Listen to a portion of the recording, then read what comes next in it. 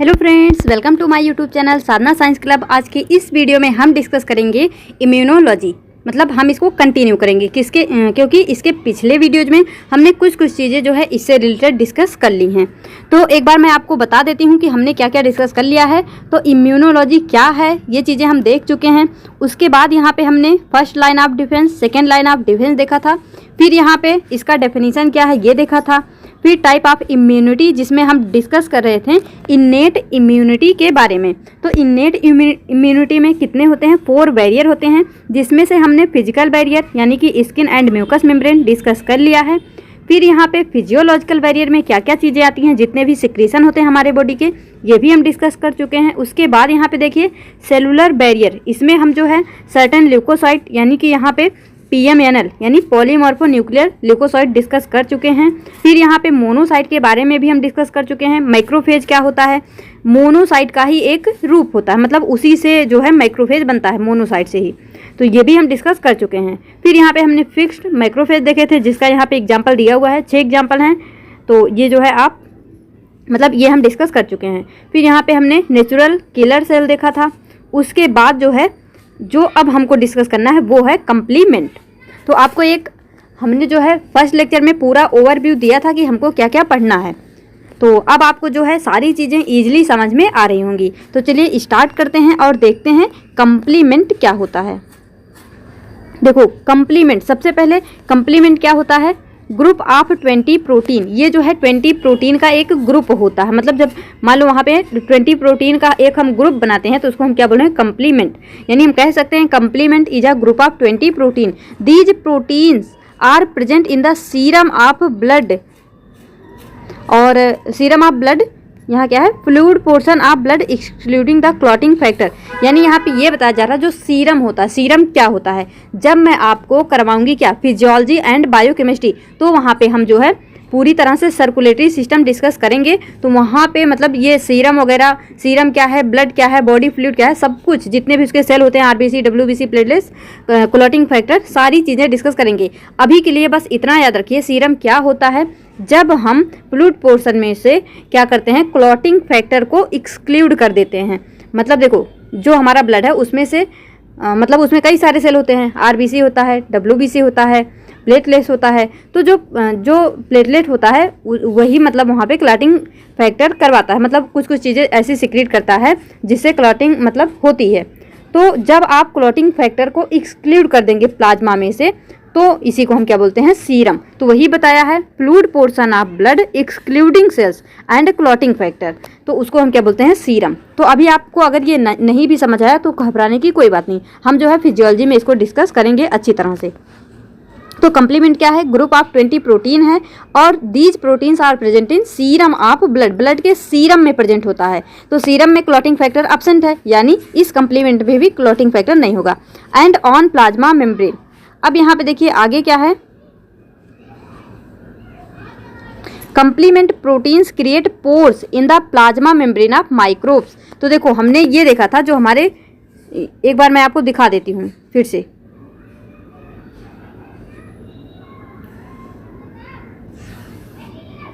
Two ways कहाँ गया?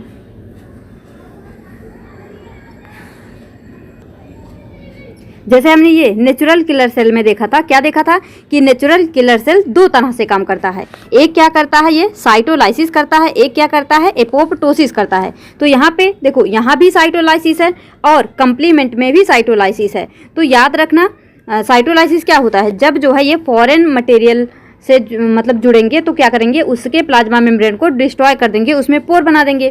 तो यही इसी को हम क्या बोलते हैं? साइटोलाइसिस। साइटो मीन्स क्या होता है? Cell. Lysis means break down करना, यानी सेल को ब्रेक डाउन करना, उसको हम क्या बोलेंगे? साइटोलाइसिस। तो ये साइटोलाइसिस करवाते हैं प्लाज्मा मेम्ब्रेन का।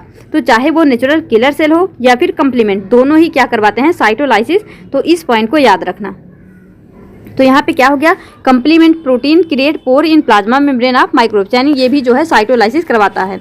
अब यहाँ पे देखो protein of complement system destroy microbes, यानी जो ये कंप्लीमेंट है वो माइक्रोब्स को कैसे डिस्ट्रॉय करते हैं, एक तो साइटोलाइसिस के द्वारा, दूसरा इन्फ्लामेशन के द्वारा, तीसरा फेगोसाइटोसिस के द्वारा। अब आपको यहाँ पे ये सारे टर्म समझ में आ रहे होंगे, साइटोलाइसिस क्या है, इन्फ्लामेशन क्या है और फेगोसाइटोसिस क्या है। फेगो मीन्स खा जाना, साइटोसिस मीन्स सेल को। तो ये सारी चीज़ें आपको क्लियर हुई होंगी। अब आगे देखते हैं और समझते हैं इन्फ्लामेशन। इन्फ्लामेशन क्या है? Cytolysis, cyto means cell, lysis means break down करना यानी सेल को ब्रेक डाउन करना, साइटोलाइसिस। फेगो मीन्स खा जाना यानी सेल ईटिंग सेल जो होते हैं, phagocytosis. Cytosis means, cyto means cell और फेगो मीन्स खा जाना यानी सेल को खा जाना क्या हो गया, फेगोसाइटोसिस। सेल की मेम्ब्रेन को ब्रेक डाउन करना यानी साइटोलाइसिस। और अब यहाँ पे समझते हैं इन्फ्लामेशन। तो देखो इन्फ्लामेशन क्या है? Inflammation is a defensive response of body to tissue damage. जब भी हमारे बॉडी में कहीं पे डैमेज होता है तो इन्फ्लामेशन होता है, यानी इन्फ्लामेशन क्या होता है, एक तरह का डिफेंसिव रिस्पॉन्स होता है हमारे किसी भी टिश्यू डैमेज के लिए।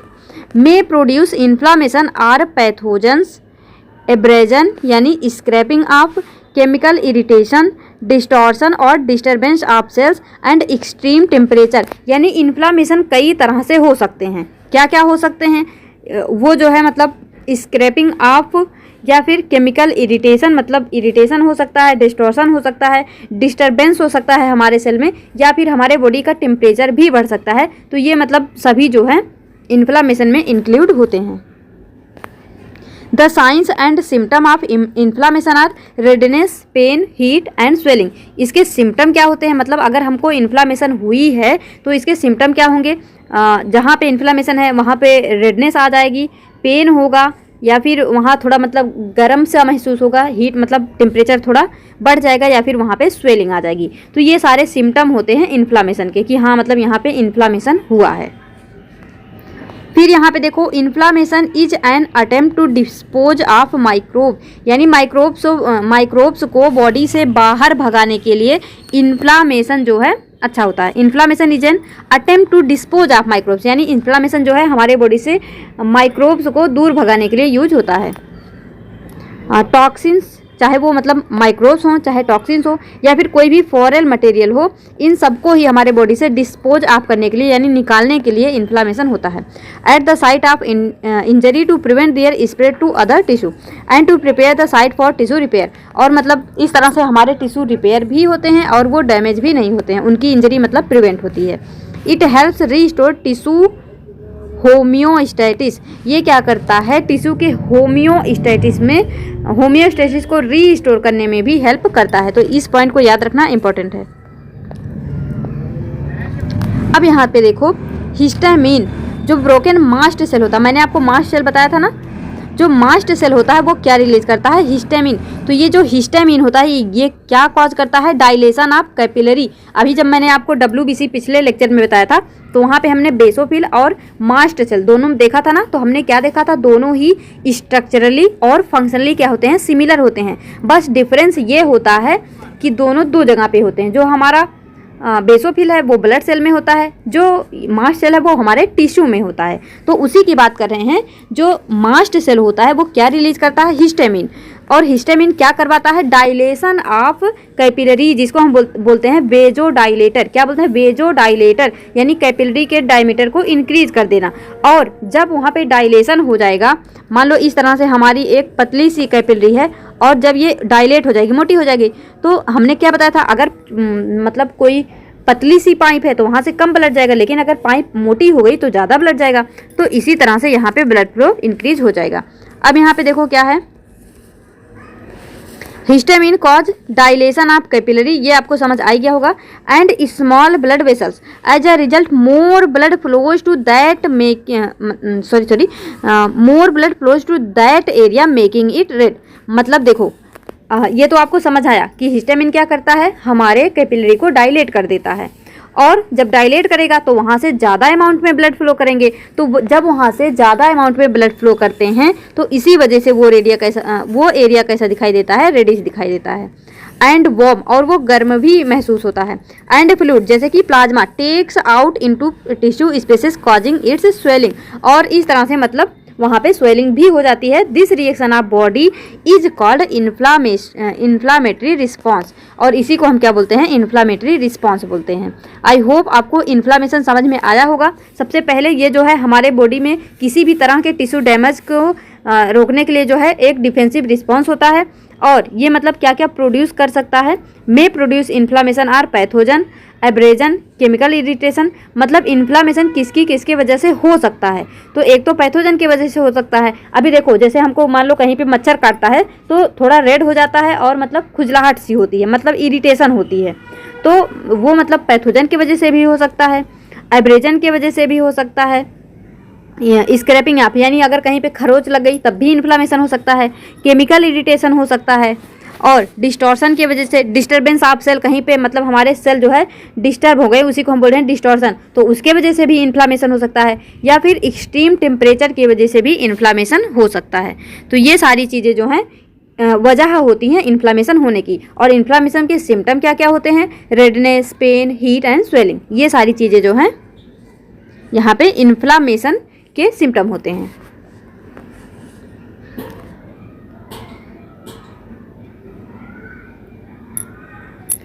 तो अब यहाँ पे देखो, फिर हमने ये देख लिया कि इन्फ्लामेशन किस तरह से काम करता है। ये जो है टिश्यू रिपेयर में हेल्प करता है, टिश्यू होम्योस्टेसिस में कम मतलब हेल्प करता है, और जो ब्रोकन मास्ट सेल होते हैं वो हिस्टामिन रिलीज करते हैं, और हिस्टामिन जो है हमारी कैपिलरी को डायलेट कर देती है और वहाँ से ब्लड फ्लो इंक्रीज हो जाता है। इस वजह से वो एरिया जो है रेड दिखाई देता है, और वहाँ पे स्वेलिंग भी हो जाती है, या फिर हमको थोड़ा हीट भी महसूस होता है। तो इन्फ्लामेशन में 3 चीज़ याद रखना। क्या क्या याद रखना मैंने बता दिया। ये मतलब किसके वजह से होते हैं, इनका सिम्टम क्या है, ये क्या करते हैं, बस। अब देखो फीवर क्या होता है। Fever may be brought about by toxins produced by pathogens and a protein called endogenous pyrogen. क्या है, फीवर जो है वो किसके द्वारा हो सकता है, या तो टॉक्सिन, मतलब टॉक्सिन प्रोड्यूस्ड बाई पैथोजेंस। जैसे मान लो कोई भी पैथोजन है, पैथोजन में मैंने आपको बताया क्या क्या आते हैं, बैक्टीरिया, वायरस, प्रोटोजोअन्स, पैरासाइट, ये सारी चीज़ें। तो कोई भी पैरासाइट अगर वो कोई टॉक्सिन हमारे बॉडी में रिलीज करता है तो उसकी वजह से फीवर हो सकता है। And a protein called endogenous pyrogen, मतलब ये क्या है, एक प्रोटीन है जो कि क्या होता है, फीवर प्रोड्यूसिंग सबस्टांस होता है। ये जो इंडोजीनियस पाइरोजन होता है इसके वजह से क्या होता है, फीवर, यानी हम इसको कह सकते हैं fever producing substance released by macrophages, जो कि मैक्रोफेज के द्वारा रिलीज होते हैं। अब आपको मतलब ये बताने की ज़रूरत ही नहीं है कि मैक्रोफेज क्या होते हैं, अब आपको ये बताने की कोई ज़रूरत नहीं है मैक्रोफेज क्या होते हैं। अब आपको ये बिल्कुल क्लियर होगा। आप जैसे ही सुनोगे मोनोसाइट, तुरंत आपके दिमाग में आएगा अच्छा ये वही मोनोसाइट है जो मतलब फॉरेन मटेरियल से जुड़ के बाद में मैक्रोफेज में कन्वर्ट हो जाता है। और साथ के साथ आपको ये भी याद आएगा अच्छा मोनोसाइट वही है जो सेल को मतलब खा जाता है, यानी सेल जो कि फेगोसाइटोसिस करता है। फिर आपको याद आएगा अच्छा इसके साथ में एक चल और हमने पढ़ा था न्यूट्रोफिल्स, वो भी जो है फेगोसाइटोसिस करता है। तो इस तरह से आपको चीज़ें याद आनी चाहिए। तो ये हो गया रिलीज बाय मैक्रोफेजेस। तो इतना आपको समझ में आया होगा। फीवर क्या है, मतलब जो भी पैथोजन होते हैं उनसे जो टॉक्सिन रिलीज होता है उससे जो है हमको फीवर हो सकता है। और फीवर कॉजिंग प्रोटीन कौन सा है, इंडोजीनियस पाइरोजन, जो कि किससे रिलीज होता है, मैक्रोफेजेस से। Mild fever strength the defence mechanism bye activating the phagocytes and by inhibiting the growth of microbes. देखो जो हल्का फुल्का फीवर होता है हमें, वो हमारे लिए डिफेंस मैकेनिज्म की तरह काम करता है। और किस तरह से काम करता है, वो वहाँ पे फेगोसाइट्स का काम करता है, या फिर जो माइक्रोब्स हमारे बॉडी में इंटर किए हैं उनकी ग्रोथ को रोक देता है। या तो उनकी ग्रोथ को रोक देगा, अगर उनकी ग्रोथ को रोक देगा तो भी हमें कोई दिक्कत नहीं होगा, या फिर उन मतलब जो पैथोजन है उनको मार देगा या खा जाएगा तो भी हमको दिक्कत नहीं होगा। हमको क्या करना, अपनी बॉडी को प्रोटेक्ट करना है। तो जब भी मतलब हमें फीवर होता है तो वो कहीं ना कहीं हमारे बॉडी के डिफेंस मैकेनिज्म में हेल्प करता है। हमारी बॉडी को डिफेंस के लिए जो है मतलब जो फीवर होता है वो हमारी बॉडी को बचाता है, डिफेंस की तरह काम करता है हमारे लिए। तो फीवर कोई बुरा चीज़ नहीं है, अच्छा है, उससे हमारी जो डिफेंस मैकेनिज्म है वो स्ट्रेंथ होती है, मजबूत होती है। अ वेरी हाई टेम्परेचर में प्रूव्स डेंजरस, लेकिन हाँ मतलब जो बुखार होता है, बोलते हैं ना कि मतलब हल्का फुल्का बुखार तो ठीक है, लेकिन जब बहुत ज़्यादा बुखार हो जाता है, बोलते हैं कि वो सिर में चढ़ जाता है, ब्रेन में चढ़ जाता है, तो मतलब डॉक्टर जो है उस समय पे दवाई भी नहीं देते हैं। वो क्या करते हैं मतलब बोलेंगे पहले ठंडा पट्टी मतलब पानी में गर्म करके रखो ताकि थोड़ा हल्का हो जाए, उसके बाद वो मेडिसिन देते हैं। तो वही है यहाँ पे वेरी हाई टेम्परेचर में प्रूव डेंजरस, जो बहुत अगर मतलब फीवर बहुत ज़्यादा हो जाता है तो वो डेंजरस हो सकता है। It must be quickly brought down by giving antipyretics, यानी इसको जो है जल्दी से जल्दी क्या करना चाहिए, कम करना चाहिए, क्या देके, एंटीपायरेटिक्स देके, यानी बुखार की दवाई, मेडिसिन। अब देखो साइटोकाइन बैरियर, तो यहाँ पे हमने 3 बैरियर डिस्कस कर लिए हैं और ये हमारा चौथा बैरियर है cytokine barrier. Physical barrier, physiological barrier, cerebral barrier, उसके बाद यहाँ पे साइटोकाइन बैरियर। तो 3 हमने डिस्कस कर लिया और ये है हमारा 4th। तो यहाँ पे क्या है, cytokine barrier. Cytokine means chemical messenger of immune cell. Cytokine, cytokine means chemical messenger of immune cell are low molecular weight. जो मतलब जो साइटोकाइन होते हैं उनका मॉलिकुलर वेट कैसा होता है, लो होता है।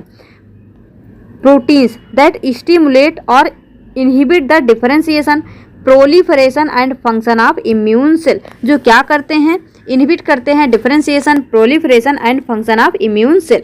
दे are involve in the cell to cell communication. ये जो साइटोकाइन बैरियर होते हैं ये सेल टू सेल कम्युनिकेशन में हेल्प करते हैं। इस मतलब ये जो पैराग्राफ आपको दिख रहा होगा इसमें सबसे इंपॉर्टेंट पॉइंट ये है सबसे इंपॉर्टेंट पॉइंट कि जो साइटोकाइन बैरियर होते हैं वो सेल टू सेल इंटरेक्शन में क्या करते हैं, हेल्प करते हैं। Kinds of cytokine include interleukin produced by leukocyte. जो ल्यूकोसाइट होता है उनसे जो इंटरल्यूकिन क्या होता है, सिक्रीट होता है, तो यही इंटरल्यूकिन जो है वो सेल टू सेल कम्युनिकेशन में हेल्प करते हैं। Lymphocyte produced by lymphocytes, tumour necrosis factor and interferons, तो ये सारी चीज़ें जो है सेल टू सेल कम्युनिकेशन में हेल्प करती हैं। और याद रखना जो इंटरफेरॉन्स होते हैं, interferons protect against viral infection of cell. जो इंटरफेरॉन्स होते हैं ये केवल और केवल वायरल इन्फेक्शन के अगेंस्ट जो है ये प्रोटेक्शन का काम करते हैं। तो याद रखना अगर आपसे कभी भी इंटरफेरॉन्स टर्म आपके मतलब आपसे पूछा जाए या बोला जाए तो तुरंत आपके दिमाग में वायरस आना चाहिए, यानी ये वायरल इन्फेक्शन के अगेंस्ट ही प्रोटेक्शन का काम करता है। तो याद रखना ये जो है बैक्टीरिया या फंजाई इनके या फिर किसी भी प्रोटोजोअन वगैरह के अगेंस्ट जो है प्रोटेक्शन नहीं करता, ये केवल व केवल वायरल इन्फेक्शन में हेल्प करता है, मतलब उनसे बचाने के लिए हेल्प करता है। तो ये तो हो गया हमारा साइटोकाइन बैरियर। सबसे इंपॉर्टेंट याद रखना कि ये जो है सेल टू सेल कम्युनिकेशन में हेल्प करते हैं। अब यहाँ पे आता है एक्वायर्ड इम्यूनिटी। और एक्वायर्ड मीन्स क्या होता है, किसी चीज़ को गेन करना। एक्वायर मतलब बाहर से ले लेना, एक्वायर कर लेना। इनेट मीन्स जो कि हमारे पास जन्म से ही है, और एक्वायर मीन्स जो हम कहीं से लेते हैं। तो एक्वायर्ड इम्यूनिटी को ही क्या बोलते हैं, एडॉप्टिव। क्या बोलते हैं, एडॉप्टिव इम्यूनिटी, या फिर इसी को बोलते हैं स्पेसिफिक इम्यूनिटी। क्या बोलते हैं, स्पेसिफिक। मैंने आपसे क्या बोला था, जो इनेट इम्यूनिटी है वो नॉन स्पेसिफिक है, तो उसी का उल्टा कर दो, यानी स्पेसिफिक क्या है, एक्वायर्ड इम्यूनिटी या फिर एडॉप्टिव। तो याद रखना इसका क्या क्या नाम है, एक्वायर्ड इम्यूनिटी या फिर एडॉप्टिव इम्यूनिटी या फिर स्पेसिफिक इम्यूनिटी, ये सब सेम है। तो इसके 3 नाम जरूर याद रखना। आपको किसी भी नाम से बोला जाए तो आप कंफ्यूज मत होना, चाहे एक्वायर्ड बोले या एडॉप्टिव बोले या स्पेसिफिक बोले, तो ये तीनों सेम है। तो अब देखते हैं एक्वायर्ड इम्यूनिटी क्या है। तो सिंपल सा हम कह सकते हैं जो कि हमारे बर्थ से प्रेजेंट नहीं है, जिसको हम बाहर से गेन करते हैं। तो क्या हो गया, एक्वायर्स आफ्टर द बर्थ। क्या है, after the birth, called acquired और एडॉप्टिव और स्पेसिफिक इम्यूनिटी। यानी जो बर्थ के बाद हम जो है एक्वायर करते हैं वो होती है हमारी एक्वायर या फिर adaptive immunity. Specific and mediated by antibodies और लिम्फोसाइट। अब देखो ये जो है हम जो क्या कर रहे हैं, इसमें बाहर से ले रहे हैं। बाहर से लेने का मतलब कि जन्मजात नहीं है, हमारी बॉडी ही बनाती है वो सब चीज़ें, मतलब बॉडी में ही सारा मैकेनिज्म चलता है। ऐसा नहीं है कि बाहर से हम कोई गिलास भर का जो है लिम्फोसाइट या फिर वो सारी चीज़ें गटक नहीं रहे हैं, बॉडी में ही सारा मैकेनिज्म हो रहा है। मैं आपको बस समझाने के लिए, ताकि आपको पता रहे कि हमारे पास वो है नहीं पहले से, उसको हम एक्वायर कर रहे हैं। बाहर से लेने का मतलब ऐसा नहीं है कि बाहर से सच में ले रहे हैं, मतलब ये है कि बाद में हमारी बॉडी उसे बनाएगी। तो यहाँ पे याद रखना एक्वायर्स आफ्टर द बर्थ, जिसको हम बोलते हैं एक्वायर्ड या फिर एडॉप्टिव या फिर स्पेसिफिक इम्यूनिटी। तो it is specific and mediated by antibodies या फिर लिम्फोसाइट। तो ये जो हमारी एक्वायर्ड इम्यूनिटी है इसे हम एंटीबॉडीज के थ्रू या फिर लिम्फोसाइट के थ्रू ये मीडिएट होती है, यानी इनके थ्रू इसका फंक्शन होता है। एंटीबॉडीज या फिर लिम्फोसाइट के थ्रू इनका फंक्शन होता है। अब एंटीजन क्या होते हैं, एंटीबॉडीज क्या होते हैं, इन सब चीज़ों को भी हम आगे डिस्कस करेंगे, क्योंकि हमारे सिलेबस में स्पेशली मेंशन है एंटीजन, एंटीबॉडी, ये सारी चीज़ें तो अभी जो है हम इनेट इम्यूनिटी पूरी तरह से डिस्कस कर ही लिए हैं, और अभी हम क्या डिस्कस कर रहे हैं, एडॉप्टिव या फिर एक्वायर्ड इम्यूनिटी। तो सबसे पहले इसके बारे में डिस्कस करते हैं, फिर मैं आपको इनसे रिलेटेड जो भी सेल्स हैं, ऑर्गन हैं, उनको डिस्कस करेंगे। उसके बाद जो है एंटीजन एंटीबॉडी डिस्कस करेंगे। तो अब यहाँ पे देखो, ये जो है एक्वायर्ड इम्यूनिटी, एंटीबॉडीज या फिर लिम्फोसाइट से क्या होते हैं, मीडिएट होते हैं, यानी इनके थ्रू इनका फंक्शन होता है। अब देखो, the memory cells formed by B cell, जो मेमोरी सेल होते हैं वो फॉर्म होते हैं बी सेल के through, and T cell are the basis of acquired immunity, और जो टी सेल होता है वो एक्वायर्ड इम्यूनिटी का क्या होता है, बेस होता है। Acquired immunity consist of specialised B and T lymphocyte and antibodies, यानी जो हमारी एक्वायर्ड इम्यूनिटी है या एडॉप्टिव इम्यूनिटी है, ये स्पेशलाइज होती है बी या टी लिम्फोसाइट या फिर एंटीबॉडीज के थ्रू, यानी इसका जो भी फंक्शन हम देखेंगे वो बी या टी लिम्फोसाइट या फिर एंटीबॉडीज के थ्रू ही वो मतलब मीडिएट होगा।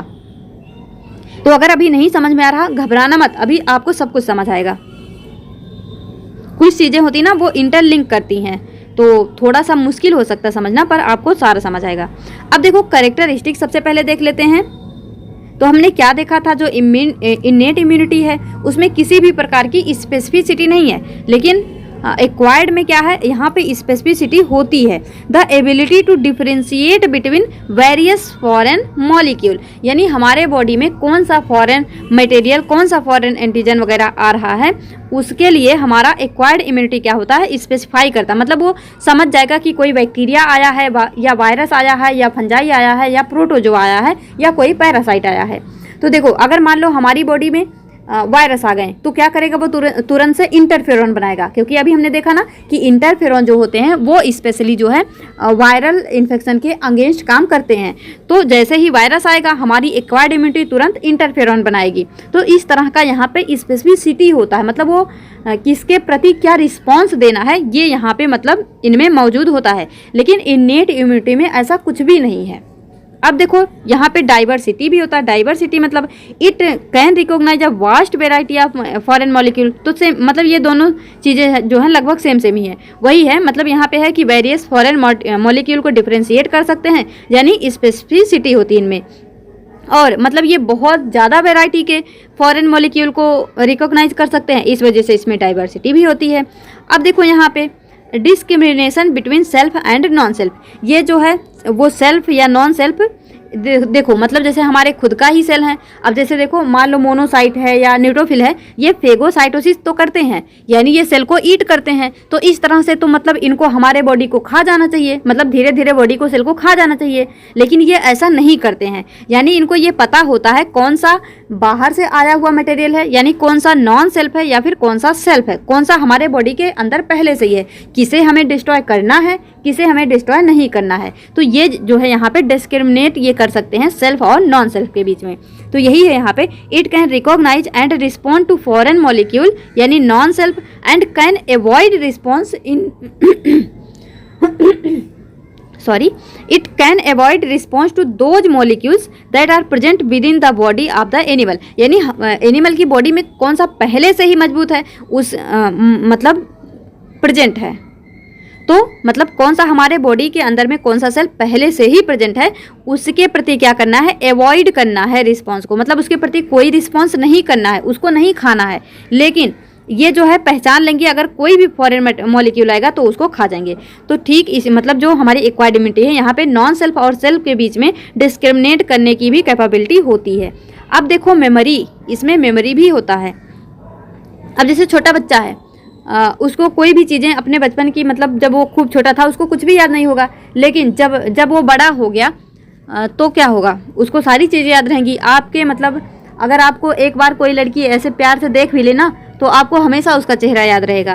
तो क्या है, मतलब आप जो है मेमोरी क्रिएट कर सकते हो। मतलब जो बड़ा हो गया आफ्टर बर्थ, तो वो मतलब क्या करेगा, उसके अंदर एक मेमोरी होती है, आप कोई भी चीज़ें नहीं भूलते हो, लेकिन एक छोटा बच्चा सब कुछ भूल जाता है। तो ठीक उसी तरह से जो हमारी इनेट इम्यूनिटी होती है उसमें किसी भी तरह की मेमोरी नहीं होती है, लेकिन जो एक्वायर्ड इम्यूनिटी होती है उसमें मेमोरी होती है। अब मेमोरी किस तरह से होती है ये देखना है। देखो, cell of immune system are derived from the pluripotent stem cell in the bone marrow. अभी हम पढ़ेंगे जो भी सेल यहाँ पे पढ़ेंगे तो उनका एक प्लूरीपोटेंट स्टेम सेल होता है, यानी जिससे जो है सारे सेल क्या होते हैं, डेराइव होते हैं। स्टेम सेल का कह सकते हैं जैसे हमारे पेरेंट होते हैं जिनसे हम मतलब बनते हैं, तो ठीक उसी तरह से जो स्टेम सेल होता है उसी से जो है सारे सेल्स जो है डेराइव होते हैं। तो क्या है, cells of immune system are derived from the pluripotent stem cell in the bone marrow. अब यहाँ पे देखो, pluripotent means a cell that can differentiate into many different type of tissue cell. Pluripotent means क्या होता है, potent means होता है क्षमता, प्लूरी मीन्स मेनी, यानी जिसके अंदर में बहुत डिफरेंट टाइप के टिश्यू सेल को डिफरेंशिएट करने की क्षमता है, उसी को हम क्या बोलते हैं, प्लूरीपोटेंट। क्या बोलते हैं, प्लूरीपोटेंट। तो इसको याद रखना, प्लूरीपोटेंट स्टेम सेल ही वो होता है जिससे सारे सेल क्या होते हैं, इम्यून सिस्टम के, वो डेराइव होते हैं। तो आपसे हो सकता है एग्जाम में यही क्वेश्चन पूछ ले कि मतलब जो cells of immune system are derived from the which of the following cells. तो याद रखना, pluripotent stem cell, stem cell, stem cell, तो इसको जरूर याद रखना। और ये स्टेम सेल कहाँ पे मौजूद होते हैं, बोन मैरो में। मैं आपको बोन एंड कार्टिलेज कराऊंगी ना, तो वहाँ पे बताऊंगी ये स्टेम सेल और ये बोन मैरो के बारे में। तो अभी के लिए याद रखो, जो सेल्स होते हैं इम्यून सिस्टम के वो जो है स्टेम सेल से क्या होते हैं, डेराइव होते हैं, यानी उसी से बनते हैं। और ये स्टेम सेल कहाँ पे मौजूद होता है, बोन मैरो में। तो ये इतना पॉइंट आप जो है याद रखना। मैं यहाँ पे एक जैसे ये मेमोरी के बारे में बता देती हूँ। मैंने हाईलाइट इसलिए नहीं कर रखा क्योंकि ये आपको इजीली समझ आएगा। देखो, when a immune system encounters a specific foreign antigen या फिर कोई भी तरह का microbe for a first time, जैसे फर्स्ट टाइम जो है उसने जब कोई फॉरेन मटेरियल या फिर फॉरेन एंटीजन या फॉरेन माइक्रोब्स हमारी बॉडी में आया, यानी फर्स्ट एनकाउंटर हुआ उसका हमारी बॉडी में, तो क्या होगा, it generate immune response and eliminate the invader. तो हमारी बॉडी इम्यून रिस्पॉन्स जेनरेट करती है और उस माइक्रोब को बाहर फेंक देती है। This is called first encounter, यानी जब फर्स्ट टाइम हमारे बॉडी में कोई भी पैथोजन इंटर किया। अब देखो, the immune system retains the memory of first encounter. तो जो हमारा इम्यून सिस्टम है, जो पहली बार अटैक किया था, उसके प्रति उसके दिमाग में एक मेमोरी बन जाता है, वो एक मेमोरी बना लेता है जो फर्स्ट एनकाउंटर हुआ था जिसका। As a result the second encounter occurs more quickly, और इस वजह से जो सेकेंड एनकाउंटर है वो बहुत जल्दी होते हैं, abundantly than the first encounter, यानी फर्स्ट एनकाउंटर के अपेक्षा। तो यहाँ से आपको सिंपल सा बस इतना याद रखना है। अगर आपसे कभी भी ये बोले कि जो है इम्यून जो फर्स्ट एनकाउंटर है या फिर सेकेंड एनकाउंटर, दोनों में कौन फास्ट काम करता है, तो याद रखना फर्स्ट वाला स्लोली चलता है, यानी फर्स्ट एनकाउंटर मतलब जब फर्स्ट टाइम हमारी बॉडी में पैथोजन इंटर करेगा तो वो प्रोसेस स्लोली होगा, लेकिन जो सेकेंड टाइम होगा वो जल्दी होगा। जैसे मान लो आप जो है अपनी बुआ को कभी नहीं देखे हो और वो बुआ आपके घर आती हैं, ठीक है, मान लो आपके घर कभी आपकी बुआ आती हैं, लेकिन आपने आज से पहले अपनी बुआ को कभी देखा ही नहीं। मान लो वो जैसे मतलब किसी सिटी में मतलब बाहर रहती हैं, तो जब फर्स्ट टाइम आपकी बुआ आपके घर आएंगी तो आपने तो उनको कभी देखा ही नहीं है, तो आपको उनको पहचानने में थोड़ा टाइम लगेगा। मतलब हो सकता है आपके मम्मी पापा दादी दादा कोई भी क्या बताएंगे, हाँ ये आपकी बुआ है, ऐसे वैसे, मतलब उनसे आपका परिचय करवाया जाएगा, आपकी बुआ से आपका परिचय करवाया जाएगा, यानी आपको अपनी बुआ को पहचानने में थोड़ा टाइम लगेगा। लेकिन मान लो वही बुआ जो है सेकेंड टाइम आती हैं, तो क्या होगा, आप देखते ही पहचान लोगे, अरे ये तो बुआ हैं। तो ठीक उसी तरह से जब हमारी बॉडी में फर्स्ट टाइम जो है पैथोजन इंटर करता है तो उसको उसके प्रति रिस्पॉन्स शो करने में टाइम लगता है। लेकिन अगर वही पैथोजन दोबारा से हमारी बॉडी में इंटर कर जाए तो क्या होता है, वो क्विकली जो है एक्शन लेते हैं, क्योंकि वो उसको पहचान रहे हैं, पहले से ही उसके प्रति मेमोरी बना लिए हैं। जैसे आप मतलब अपनी बुआ को देखें तो अब आपको हमेशा याद रहेगा, अच्छा ये मेरी बुआ हैं, ऐसे दिखती हैं, तो बुआ को आप कभी भी देखोगे तुरंत पहचान लोगे। लेकिन फर्स्ट टाइम आपको टाइम लगा था, किसी ने बताया तब। तो ठीक इसी तरह से ये मेमोरी सेल मतलब जो ये मेमोरी बनती है हमारी इम्यून सिस्टम में, ठीक इसी तरह से काम करती है। तो जब फर्स्ट टाइम जो माइक्रोब्स आएंगे तो थोड़ा टाइम लगेगा, यानी इम्यून रिस्पॉन्स जो है थोड़ा स्लोली चलेगा, लेकिन सेकेंड एनकाउंटर में जो है वो फास्ट काम करेगा। जैसे मान लो हमारी बॉडी में वायरस आया फर्स्ट टाइम तो इंटरफेरॉन बनने में टाइम लगेगा, लेकिन अगर सेकेंड टाइम वायरस आया तो फटाफट जो है इंटरफेरॉन बन जाएंगे। अब आपको जो है मेमोरी में कभी भी यहाँ पे दिक्कत नहीं आएगी। तो ये समझ में आया होगा। तो हम यहाँ पे आपको क्या बता रहे थे कि जो इम्यून सिस्टम के सेल होते हैं वो प्लूरीपोटेंट स्टेम सेल से डिराइव होते हैं और स्टेम सेल कहाँ पे प्रेजेंट होता है? बोन मैरो में प्रेजेंट होता है। प्लूरीपोटेंट मीन्स क्या होता है? जो कि मतलब बहुत सारे टाइप ऑफ टिश्यू को क्या कर सकते हैं? डिफरेंशिएट कर सकते हैं। Pluripotent stem cell can form either myeloid stem cell या फिर lymphoid stem cell, myeloid stem cell या फिर लिम्फॉइड स्टेम सेल। अब हमको यहाँ पे ये देखना है कि कौन माइलिनॉइड स्टेम सेल में आते हैं और कौन लिम्फॉइड स्टेम सेल में आते हैं। तो हमने आपको क्या बताया कि जितने भी सेल होते हैं इम्यून सिस्टम के सेल, अभी हमने ऊपर बहुत सारे सेल आपको बताए थे ना WBC में, तो वो सारे क्या हैं? इम्यून सिस्टम के सेल हैं। तो देखो जितने भी सेल हैं इम्यून सिस्टम के, वो कहाँ से डिराइव होते हैं? स्टेम सेल से। और ये जो स्टेम सेल होते हैं वो दो तरह की सेल फॉर्म कर सकते हैं, या फिर माइलॉइड स्टेम सेल या फिर लिम्फॉइड स्टेम सेल, या फिर माइलॉइड स्टेम सेल या फिर लिम्फॉइड स्टेम सेल। तो याद रखना स्टेम सेल भी मतलब दो तरह के सेल फॉर्म कर सकते हैं, या तो माइलॉइड या फिर लिम्फॉइड। अब देखना हमको ये है कौन सा माइलॉइड में आता है और कौन सा लिम्फॉइड में। तो यहाँ पे देखो माइलॉइड स्टेम सेल में क्या क्या आता है? Monocyte, macrophages, granulocyte. अब तो आपको सही से पता, मतलब आसानी से आप समझ सकते हैं। ग्रेन्युलोसाइट क्या हम बोले थे? फिल वाला, याद है ना? फिल जिसमें जो है ग्रेन्यूल फिल होते हैं, भरे होते हैं। तो क्या क्या होता है? Neutrophil, eosinophil, basophil. यानी अभी तक हमने जितने ऊपर सेल डिस्कस किए हैं, ये मतलब मोनोसाइट, मैक्रोफेज, ग्रेन्युलोसाइट, ये सब क्या होते हैं? माइलॉइड स्टेम सेल से डेराइव होते हैं। और RBC and blood platelets lymphoid stem cell से क्या होते हैं? डिराइव होते हैं, जो कि बी लिम्फोसाइट, टी लिम्फोसाइट यानी B cell, T cell and natural killer cell जो है फॉर्म करता है। तो याद रखना माइलॉइड स्टेम सेल से मोनोसाइट, मैक्रोफेजेस। तो यहाँ पे एक चीज़ बताती हूँ, देखो M for myeloid, M for monocyte, M for macrophage. तो कम से कम माइलॉइड में आपको दो तो याद रहेंगे ना, मोनोसाइट और मैक्रोफेज। तो मोनोसाइट क्या है? WBC का एक टाइप है, तो याद रख लेना। जैसे मोनोसाइट है ठीक उसी तरह से इसका एक और टाइप है जिसमें हम ग्रेन्युलोसाइट बोलते हैं। और मोनोसाइट क्या होता है? ए ग्रेन्युलोसाइट। तो जो ग्रेन्युलोसाइट है वहाँ पे क्या क्या आएंगे? Neutrophil, eosinophil, basophil. तो ये अब आपको कभी नहीं भूलना चाहिए। जो माइलॉइड स्टेम सेल है वो क्या फॉर्म करेगा? मोनोसाइट, मैक्रोफेज और ग्रेन्युलोसाइट में क्या क्या आएगा? Neutrophil, eosinophil, basophil. और जो लिम्फॉइड स्टेम सेल है वहाँ पे RBC, blood platelets, B lymphocyte, T lymphocyte और नेचुरल किलर सेल आते हैं। तो आई होप अब ये आपको क्लियर होगा अच्छी तरह से।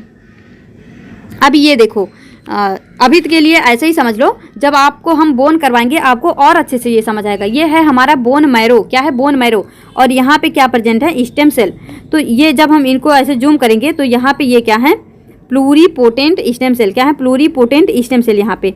तो इसी से मतलब या तो माइलॉइड स्टेम सेल बन जाएगा या तो यहाँ पे लिम्फॉइड स्टेम सेल बनेगा। अगर माइलॉइड स्टेम सेल है तो उससे क्या क्या बनेगा? मोनोसाइट, मैक्रोफेजेस, ये सारी चीज़ें बन जाएंगी। एक ग्रेन्युलोसाइट यानी न्यूट्रोफिल, इओसिनोफिल, बेसोफिल, ये सारी चीज़ें। और अगर लिम्फॉइड सेल है तो वो आगे चलकर क्या बनाएगा? नेचुरल किलर सेल बनाएगा। और जो है ये प्री मेच्योर बी सेल बनाएगा। फिर यहाँ पे प्री मेच्योर टी सेल बनाएगा। प्रोसेसिंग मतलब देखो मैंने आपको क्या बताया, जो हमारे बी सेल होते हैं और टी सेल होते हैं यानी बी लिम्फोसाइट, टी लिम्फोसाइट, मैंने आपको क्या बताया? दोनों ही बोन मैरो में बनते हैं, लेकिन उनका जो मेच्योरेशन होता है वो अलग अलग जगह होता है।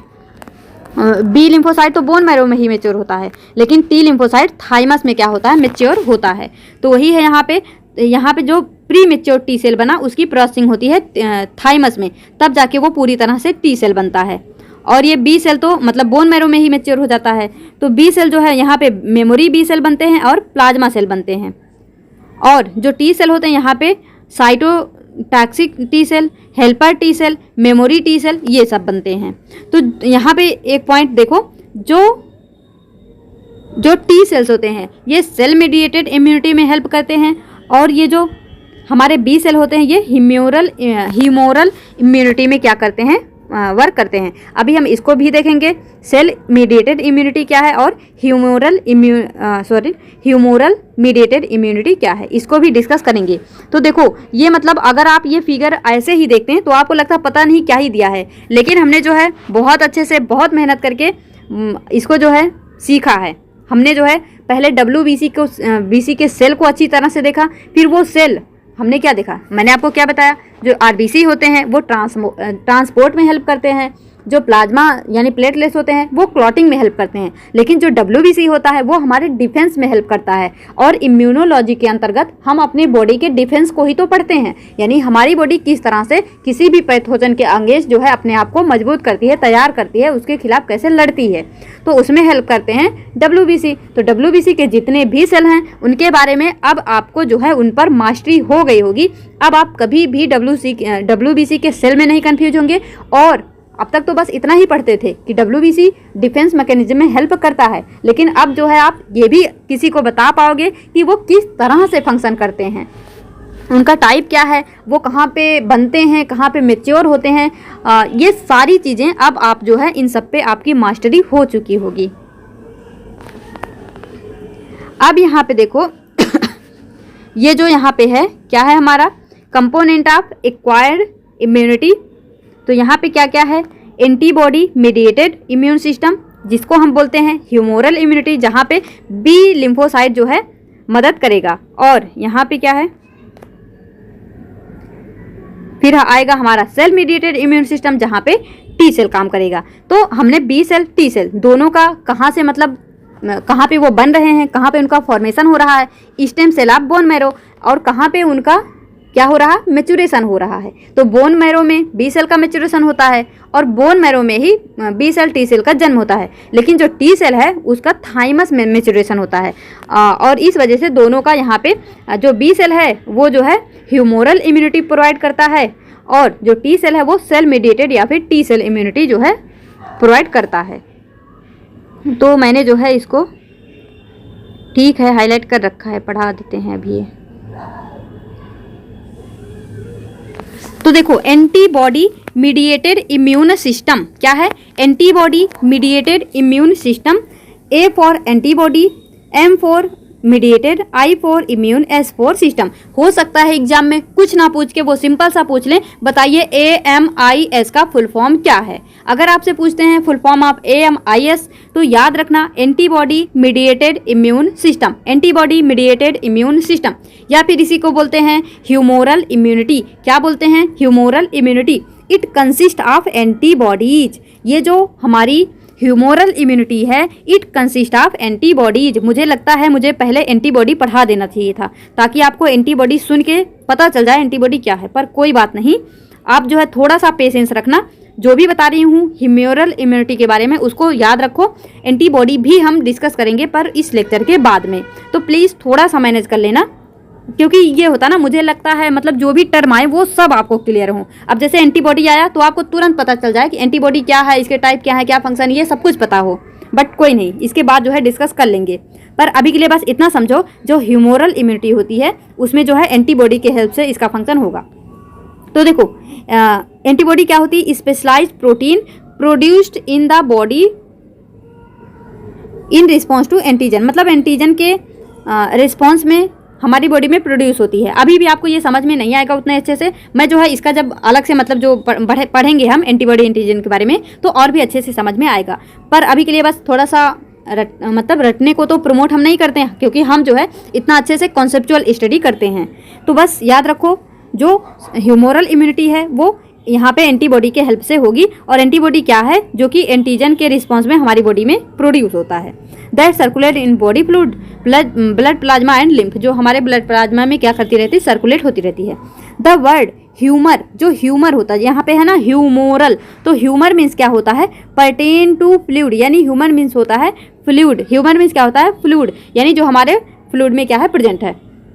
अब यहाँ पे देखो बी लिम्फोसाइट यानी B cell produce antibody that regulate humoral immunity, जो बी लिम्फोसाइट है वो प्रोड्यूस करती है एंटीबॉडी को, जो कि रेगुलेट करती है हमारे ह्यूमोरल इम्यूनिटी को। और T lymphocyte themself do not secrete antibody but help B lymphocyte produced them. तो देखो जो टी लिम्फोसाइट होती है वो खुद से किसी भी प्रकार का एंटीबॉडी सिक्रीट नहीं करती है, लेकिन जो हमारी टी लिम्फोसाइट होती है वो इतनी अच्छी होती है कि वो बी लिम्फोसाइट की मदद करती है एंटीबॉडी को प्रोड्यूस करने में। तो याद रखना बी लिम्फोसाइट प्रोड्यूस करती है एंटीबॉडी, लेकिन जो टी लिम्फोसाइट होता है वो किसी तरह का एंटीबॉडी सिक्रेट नहीं करता है, लेकिन वो इतना अच्छा होता है कि वो जो है बी लिम्फोसाइट का मदद करता है एंटीबॉडी को सिक्रेट करने में। तो याद रखना ये भी इंपॉर्टेंट पॉइंट है, यहाँ से भी क्वेश्चन बन सकता है। हम जो भी पढ़े हैं ना देख लेना, इससे मतलब यहीं से क्वेश्चन आपको मिलेंगे और आपको इतना मज़ा आएगा। मतलब अब पता नहीं वो लोग किस लेवल का क्वेश्चन बनाएंगे, पर हम जो भी पढ़े हैं मतलब ठीक है, अच्छा है, मतलब कुछ भी नहीं छोड़े हैं, सब कुछ पढ़े हैं। तो मतलब अभी तक तो यही देखा गया है कि इजी सा एक एक लाइन का तो क्वेश्चन देते हैं, पर कोई बात नहीं, जो भी देंगे आप कर पाएंगे, टेंशन मत लेना। अब देखो यहाँ पे तो ये हो गया हमारा। फिर यहाँ पे क्या है, since B lymphocyte produce antibody therefore this immunity is called antibody mediated या फिर ह्यूमोरल इम्यूनिटी। यहाँ पे जो बी लिम्फोसाइट है वो एंटीबॉडी प्रोड्यूस करती है और इसी वजह से हम इसको क्या बोल देते हैं, एंटीबॉडी मीडिएटेड भी बोल देते हैं। यानी जो ह्यूमोरल इम्यूनिटी है ये बी लिम्फोसाइट जो है वो एंटीबॉडी प्रोड्यूस करता है, इस वजह से इसको हम एंटीबॉडी मीडिएटेड भी बोल देते हैं। तो याद रखना ह्यूमोरल इम्यूनिटी को ही एंटीबॉडी मीडिएटेड भी हम कहते हैं, एंटीबॉडी मीडिएटेड इम्यूनिटी भी कहते हैं। ह्यूमोरल इम्यूनिटी और एंटीबॉडी मीडिएटेड इम्यून सिस्टम यानी AMIS provide defence against most extracellular bacterial pathogen and viruses that infect through the respiratory and intestinal tract. याद रखना इंपॉर्टेंट पॉइंट है कि जो ये एमिस है यानी जो एंटीबॉडी मीडिएटेड इम्यून सिस्टम है ये क्या करता है, defence against most extracellular bacterial pathogen and viral pathogen through respiratory and intestinal tract. यानी जो हमारे रेस्पिरेटरी यानी हमारे नाक के थ्रू या फिर हमारे इंटेस्टाइन के मतलब इंटेस्टाइनल ट्रैक्ट के थ्रू, चाहे वो वायरस हो चाहे बैक्टीरिया हो, वो हमारी बॉडी में जो इंटर करेंगे तो उसके खिलाफ कौन काम करता है, ह्यूमोरल इम्यूनिटी या फिर एंटीबॉडी मीडिएटेड इम्यून सिस्टम। अब यहाँ पे देखो formation of plasma B cell and memory B cell देख लेते हैं थोड़ा सा क्या है। When antibody on B cell surface bind antigen anti substance that got in the B cell activated divide produce clone daughter B cell, the clone give right to plasma B cell memory cell. ठीक है। When antibody on B cells surface bind antigen B cell activated, तो ये जो है जब activate होता है divide करता है, तो जब बी सेल डिवाइड करता है क्लोन बनाता है। क्लोन मीन्स क्या होता है, मतलब एक ही सेल से दो सेल बन जाए जो कि सिमिलर हों आपस में, तो क्लोन सेल बनाता है। तो इसको हम बोल रहे हैं daughter B cell. These clone give rise to plasma B cell and memory B cell. तो ठीक है, बस ऐसे ही पढ़ लेना। और इस फिनोमेना को क्लोनल सिलेक्शन बोलते हैं। अब देखो plasma B cell, effector B cell भी इसको बोलते हैं। Some of activated B cell enlarge, जो देखो जब एंटीबॉडी जो है बी सेल से जुड़ा तो वो जो है डिवाइड हो गया यानी क्लोन बन गया, तो इसको हम क्लोनल सिलेक्शन बोल रहे हैं। लेकिन some of the activated B cell enlarge, कुछ सेल ऐसे होते हैं जो बी सेल जो एक्टिवेट हुए हैं वो बड़े हो जाते हैं साइज में, divide and differentiate into a clone of plasma. Although plasma cell live for only a few days, these secrets enormous amount of antibody during the period. और ये जो मतलब जो क्लोन बना, तो ये जो प्लाज्मा सेल होते हैं वैसे तो ये कुछ ही दिनों के लिए जीवित रहते हैं, लेकिन ये उतने ही दिन में क्या करते हैं, सिक्रेट करते हैं इनॉर्मस अमाउंट ऑफ एंटीबॉडी, यानी बहुत ज़्यादा अमाउंट में एंटीबॉडी प्रोड्यूस करते हैं। और देखो यहाँ पे memory B cell, some activated B cell do not differentiate, कुछ एक्टिवेटेड बी सेल क्या है वो डिफ्रेंशिएट नहीं होते हैं प्लाज्मा सेल में, but rather remains as memory cell, लेकिन वो क्या करते हैं मेमोरी सेल्स की तरह रिमेन करते हैं यानी रह जाते हैं, जिसको हम प्रिम्ड सेल बोलते हैं। They have a longer life span. तो याद रखना प्लाज्मा बी सेल का लाइफ जो होता है वो बहुत ही शॉर्ट लिव्ड होता है, लेकिन मेमोरी बी सेल का लॉन्गर लाइफ स्पैन होता है। Memory cells remains dormant until activated once again by a new quantity of same antigen। तो हमने क्या बोला, जो हमारी बॉडी है मतलब वो एक तरह का मेमोरी बना लेती है, तो ये जो बी सेल हैं जब जो डिफ्रेंशिएट नहीं कर रहे हैं वो मतलब डॉर्मेंट स्टेज क्या होता है, मतलब सोया हुआ अवस्था, यानी वो है तो हमारी बॉडी में पर कोई फंक्शन नहीं कर रहा, यानी डॉर्मेंट स्टेज में है। लेकिन जैसे ही कोई पैथोजन इंटर करेगा तो क्या होगा, यहाँ पे ये एक्टिवेट हो जाएंगे दोबारा से जब भी मतलब कोई एंटीजन इंटर करेगा। तो ये हो गए हमारे मेमोरी बी सेल और प्लाज्मा बी सेल के बारे में। अब देखो रोल ऑफ AMIS यानी एंटीबॉडी मीडिएटेड इम्यून सिस्टम, इसका रोल क्या होता है, aim is protect the body from virus, some bacteria, toxin that enter body like fluid and lymph, जो हमारे ब्लड या लिम्फ के थ्रू कोई भी टॉक्सिन चाहे हमारे बॉडी में इंटर कर जाए या वायरस इंटर कर जाए या बैक्टीरिया इंटर कर जाए, तो इनके लिए जो है एमिस यानी एंटीबॉडी मीडिएटेड इम्यून सिस्टम काम करता है। अब बात करते हैं यहाँ पे सेल मीडिएटेड इम्यून सिस्टम की। तो देखो, सेल मीडिएटेड इम्यून सिस्टम यानी T cell immunity, a healthy person has about 1 trillion lymphocyte. जो एक हेल्दी पर्सन है, स्वस्थ मनुष्य है, उसमें ट्रिलियन लिम्फोसाइट होते हैं। कितने? ट्रिलियन लिम्फोसाइट होते हैं। Lymphocyte are of two type, T cell and B lymphocyte या फिर बी सेल। अब देखो, both types immune system are produce in the bone marrow, हमने आपको बता ही दिया है। Process of production of cell of immune system in bone marrow is called haematopoiesis, यानी ये जो सेल्स बन रहे हैं बोन मैरो में, इस प्रोसेस को हम बोलते हैं हीमेटोपोएसिस। तो अगर आपसे पूछा जाए बी सेल या टी सेल के बनने के प्रोसेस को क्या बोलते हैं जब ये बोन मैरो में बनते हैं, इसको हम बोलते हैं हीमेटोपोएसिस। पोएसिस मीन्स क्या होता है? जेनेरेशन, मतलब जेनेसिस किसी चीज़ का। तो याद रखना। तो यहाँ पे सिंपल सी चीज़ें थी। बी देखो, यहाँ पे लिम्फोसाइट 2 तरह के होते हैं, आपको मालूम है, टी सेल, बी सेल, और ये दोनों ही कहाँ पे बनते हैं? बोन मैरो में बनते हैं। बोन मैरो के किस सेल से बनते हैं? स्टेम सेल से बनते हैं। तो ये सब कुछ आपको पता है। अब कितना इजी हो गया हमारे लिए ये सारी चीज़ें। Process of production of cell of immune system in bone marrow, जिसको हम क्या बोलते हैं? हीमेटोपोएसिस बोलते हैं। फिर देखो, because T lymphocyte mature in thymus, इस वजह से इसको हम टी सेल इम्यूनिटी बोल देते हैं। क्या बोल देते हैं? टी सेल इम्यूनिटी भी बोल देते हैं। तो ये भी आपके लिए इजी हो गया, आप याद रखना। अब देखो, टी सेल प्लेज 2 फंक्शन, ये जो है एक इफेक्टर या फिर रेगुलेटरी, 2 तरह से काम करते हैं। जो इफेक्टर फंक्शन होता है इंक्लूड साइटोलाइसिस, यानी फिर से यहाँ पे डिस्ट्रक्शन होगा सेल का, यानी सेल को यहाँ पे डिस्ट्रक्ट करेंगे, तोड़ देंगे, उसको काट देंगे, खा जाएंगे, मतलब ये सारी चीज़ें करेंगे।